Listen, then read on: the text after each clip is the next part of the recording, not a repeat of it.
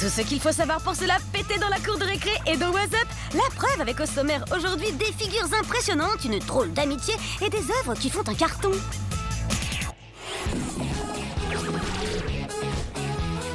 Aujourd'hui, on vit des sensations fortes avec Iman, une téléspectatrice fidèle de Gulli. Salut What's Up, je vais tester le BMX Freestyle. Cool, mais avant de découvrir ce que c'est exactement, est-ce que quelqu'un peut déjà nous dire ce qu'est un BMX? C'est un vélo déjà beaucoup plus léger que les vélos de route, avec des pneus plus gros. La selle est beaucoup plus petite aussi, et c'est plus fait pour le skatepark. C'est plus petit, plus compact, plus maniable et plus pratique pour faire des figures. Justement, le BMX Freestyle, c'est faire des figures en BMX et en l'air. Mais dites-moi, ce n'est pas un peu dangereux quand même? C'est pour ça qu'on a des protections. Casque, genouillère, coudière. Il y en a qui mettent aussi des protèges tibia. Ce qui est important, c'est d'être à l'écoute et d'être attentif, parce qu'il y a toujours du monde dans un skatepark, donc il faut regarder autour de soi. Bref, il faut se protéger et protéger les autres. Ce sport se pratique dès l'âge de 4 ou 5 ans, du moment qu'on soit bien encadré par des adultes pros. Quelle qualité développe-t-on en pratiquant le BMX Freestyle? C'est principalement la confiance en soi. Et ça, c'est important, parce qu'on apprend à se dépasser. C'est vraiment un sport super cool, parce que c'est un sport où tu peux sentir la vitesse, où tu peux sentir l'air. T'es vraiment un peu... T'es libre de tes mouvements sur le vélo. T'en parles très bien, Nils. Allons maintenant voir Iman qui s'est initiée à cette activité. Alors, ça t'a plu? C'était vraiment super bien, je me suis super amusée, mais à la fin c'était fatigant parce que j'avais pas les bons réflexes et j'avais du mal à pédaler.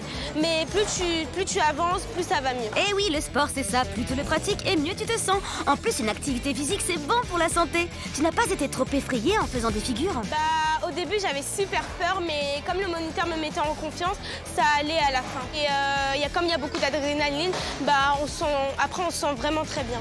Passons maintenant à ce qui t'a moins plu. Ce que j'ai le moins aimé, c'est les descentes parce que j'avais vraiment peur. Et comme ça va très vite, bah j'avais toujours peur de tomber. Mais tu y es arrivé, bravo. Allez, terminons avec la note que tu attribues au BMX Freestyle.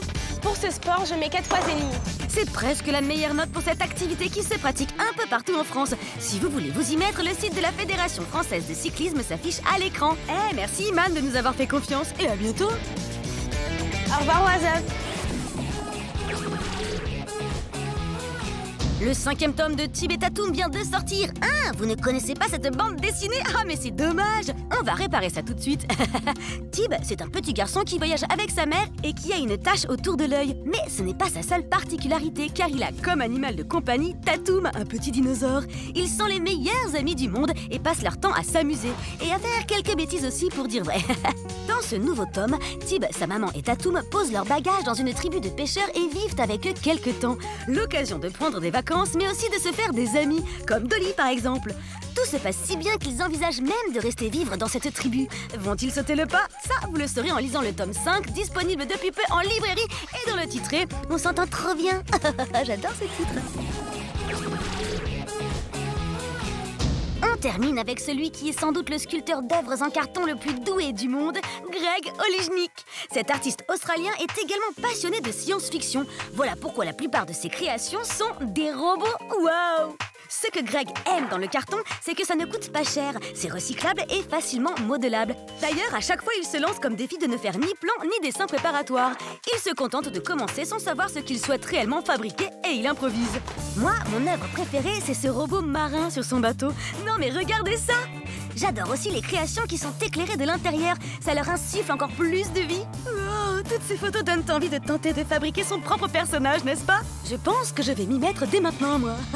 Bah oui, parce que l'émission est terminée pour aujourd'hui. Ne vous inquiétez pas, on est de retour demain, même heure, même chaîne. Ah, et si vous voulez passer à la télé et devenir reporter junior en participant à l'émission, envoyez-nous un message sur gulli.fr, rubrique What's Up.